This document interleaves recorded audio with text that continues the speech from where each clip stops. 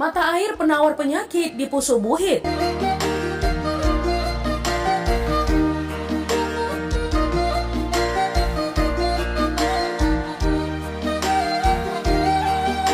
Iya teman, kepercayaan masyarakat yang menganggap bahwa sumber mata air yang berada di Pusubuhit, Samosir, Medan, Sumatera Utara, bahwa air dari mata air tersebut dapat menjadi penawar atau obat dari sebuah penyakit yang diderita oleh anak kecil. Kepercayaan mata air Pusubuhit sebagai penawar penyakit masyarakat di kota Medan, terutama di kawasan Gunung Pusubuhit dan sekitarnya, percaya bahwa siapa yang meminum air atau mengusapkan air yang berasal dari puncak gunung tersebut, maka penyakit yang diderita oleh anak tersebut akan sembuh.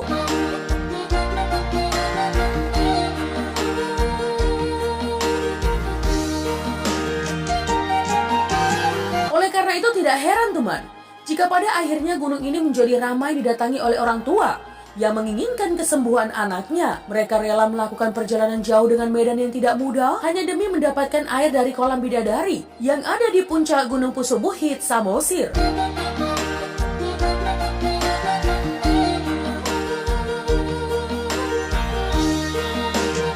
Beberapa orang yang melakukan perjalanan ke Gunung Pusubuhit rata-rata tidak hanya membawa tangan kosong, tetapi minimal mereka membawa sebuah botol bahkan jerigen untuk mengambil air dari satu-satunya sumber mata air di puncak Gunung Pusubuhit, yaitu Kolam Bidadari. Iya, beberapa penduduk menyebut Kolam Bidadari dengan sebutan Aik Bunga-Bunga atau Aik Pusubuhit.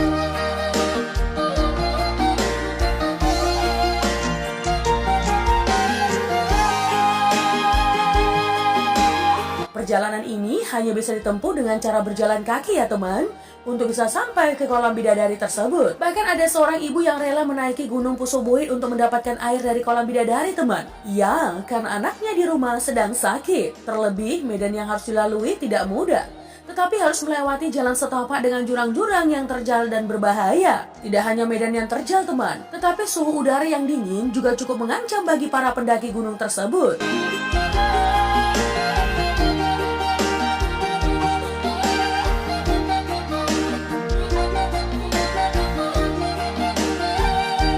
Karena kolam bidadari berada di puncak Gunung Pusubuhit, tentu cuaca dan suhu di sini cukup rendah. Terlebih jika musim hujan, maka medan yang harus dilalui akan lebih sulit karena tanahnya akan becek dan licin sehingga sulit untuk dilewati. Tidak jarang orang-orang yang menaiki Gunung Pusubuhit terpeleset atau bahkan tersandung bebatuan yang ada di perjalanan untuk bisa kembali ke kolam bidadari.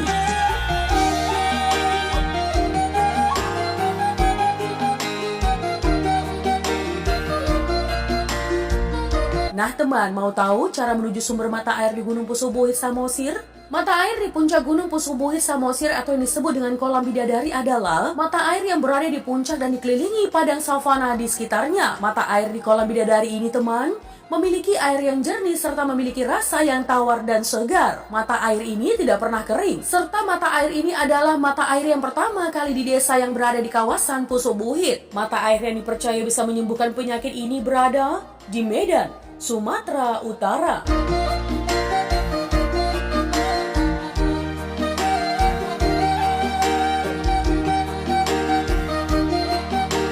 Untuk bisa menuju lokasi tersebut, teman bisa menggunakan kendaraan umum, yaitu bus dari Terminal Sampri dengan jurusan menuju Pangururan yang ada di Jalan Simpang Pos Medan. Lokasi ini berdekatan dengan sebuah SPBU teman. Perjalanan bisa teman lalui selama kurang lebih 6 jam perjalanan dengan biaya sekitar 75.000.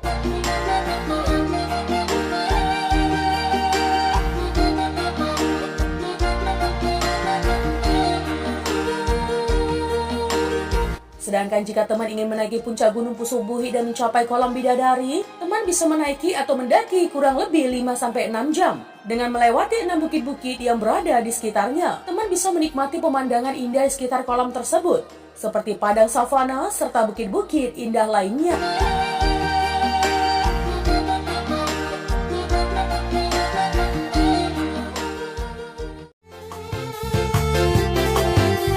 Tari Tortor 7 Cawan atau Tari Tortor si Pitu Cawan.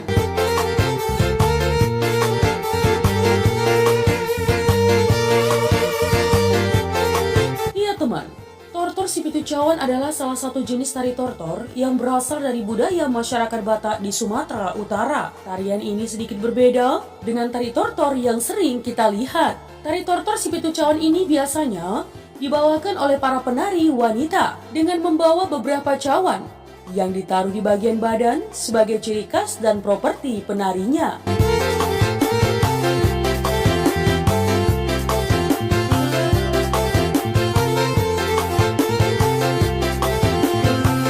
Tarian ini tergolong tarian sakral, teman, dan hanya ditampilkan di acara-acara tertentu saja. Selain kesakralannya, tarian ini memiliki gerakan yang sangat unik dan cukup sulit, sehingga tidak bisa dilakukan oleh sembarangan penari. Karena itulah tari tortor si Pitu Cawan ini tergolong sebagai tarian yang mempunyai nilai seni yang tinggi.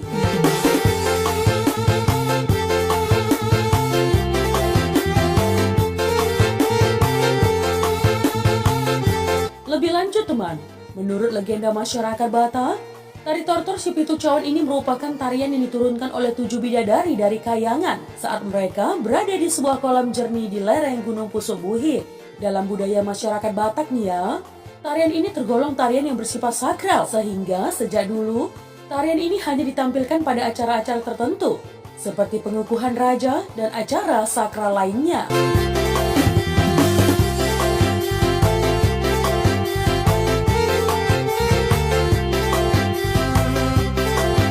Hingga kini, aturan tersebut masih ditaati oleh masyarakat Batak, sehingga sangat jarang bagi kita untuk bisa melihat pertunjukan tari tortor si Pitu Cawan ini sewaktu-waktu. Nah teman, tari tortor si Pitu Cawan ini difungsikan sebagai media pembersih diri maupun tempat tarian itu ditampilkan. Hal ini dikarenakan cawan yang berisi air perasan jeruk purut yang dibawa penari diyakini dapat membersihkan serta menjauhkan dari hal-hal buruk dan jahat. Oleh karena itu juga teman, tarian ini dianggap sakral dan suci, sehingga tidak bisa ditampilkan sembarangan.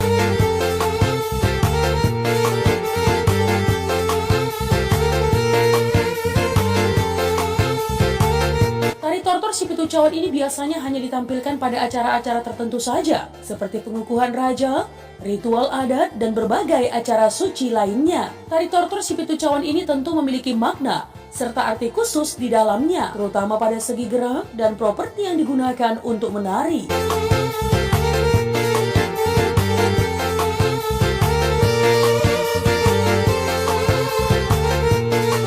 Menurut budaya masyarakat Batak, setiap cawan yang digunakan para penari mewakili prinsip hidup masyarakat Batak. Begitu juga setiap gerakan dalam tarian ini juga memiliki nilai-nilai serta filosofi tersendiri yang mewakili budaya masyarakat di sana. Dalam pertunjukan tari tortor si Pitu Cawan ini biasanya ditampilkan oleh para penari wanita. Untuk jumlah penari biasanya terdiri dari 5-7 penari. Ya, dengan menggunakan busana khas Batak dan membawa cawan sebagai properti penarinya.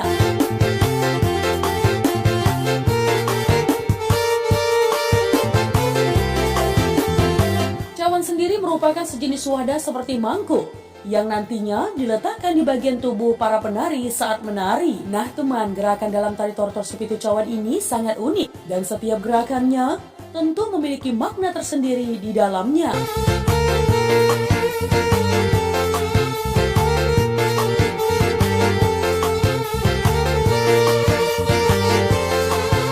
Selain itu, tarian ini juga mempunyai tingkat kesulitan yang tinggi. Ya, karena saat menari, penari juga membawa cawan berisi air perasan jeruk purut yang diletakkan di atas kepala mereka. Salah satu yang menarik adalah ketika mereka juga meletakkan beberapa cawan di bagian pundak, lengan, dan bagian atas telapak tangan mereka. Sehingga saat menari, mereka juga harus mempertahankan keseimbangan agar cawan tersebut tidak jatuh.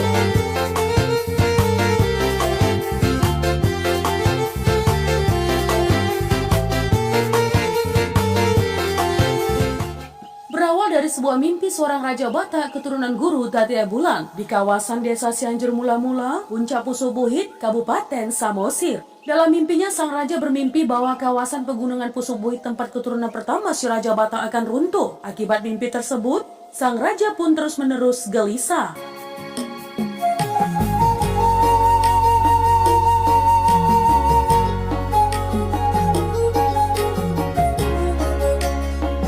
Sang raja memerintahkan panglimanya atau Panglima Ulu Balang agar memanggil seorang ahli nuzum yang bergelar Guru Panggatiha untuk menanyakan arti mimpinya. Namun sang Guru Panggatiha mengaku tidak tahu arti mimpi sang raja. Akan tetapi, Guru Panggatiha meminta supaya raja menggelar sebuah acara ritual yang dinamakan acara membuka Debatani Parmanukon atau membuka tabir mimpi.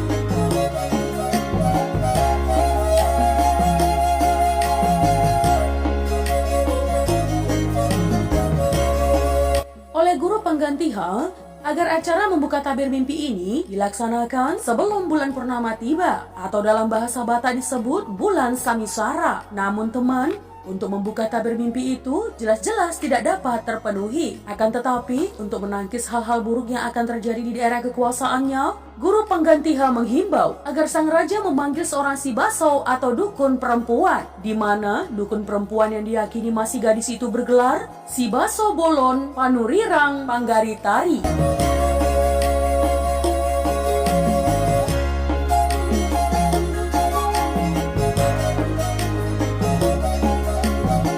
Selanjutnya teman, oleh dukun perempuan tersebut bersama 6 gadis lainnya datang memenuhi panggilan raja untuk membersihkan daerahnya dari mara bahaya. Ketujuh gadis tersebut kemudian menari sambil menjinjing sebuah mangkuk atau cawan di kepala masing-masing dengan diiringi alunan musik gondang Batak.